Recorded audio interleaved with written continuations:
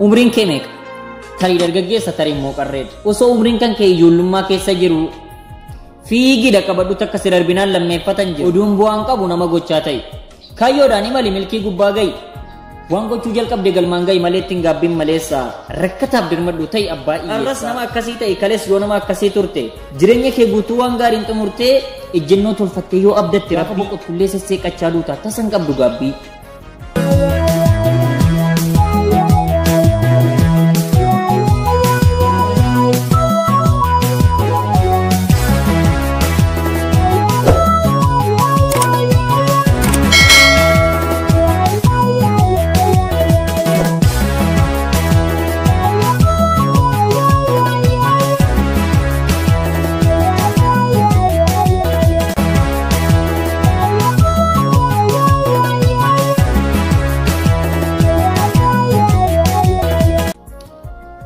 Umriin kee meeqa?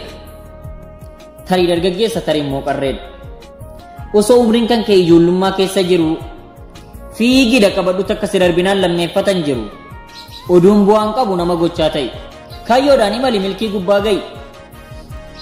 Waan gochuu jalqabde galmaan gahi malee ittiin gaabbiin maleessa rakkataaf dirmadhu ta'e abbaa iyyeessaa. Arras nama akkasii ta'e kalees yoo nama akkasii turte jireenya kee guutuu waan gaariin xumurtee ejjennoo tolfattee yoo abdatte rabbii gaafa boqottullee sesseeqachaa duuta tasan qabdu gaabbii.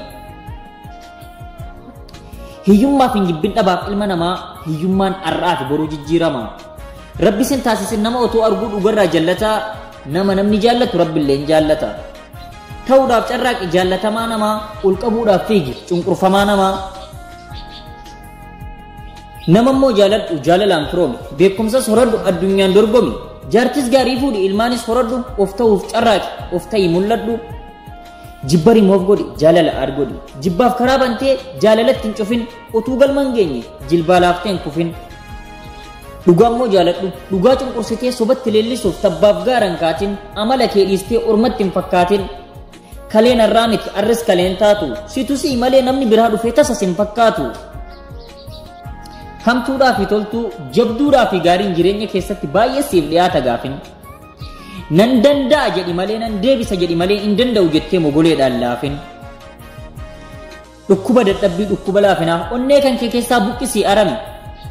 Aarsaa jireenya keessatti si barbaachisu hunda kaffaluuf dirqami. Galatooma. Ani gurraacha Afrikaa Show warri amma ammatti YouTube channel gurraacha Afrikaa Showuf maatii hin ta'in yoo jiraattan maatiin uf ta'uudhaan gara YouTube channel keenyatti akka dhuftan garanumaan afeerraa kooti.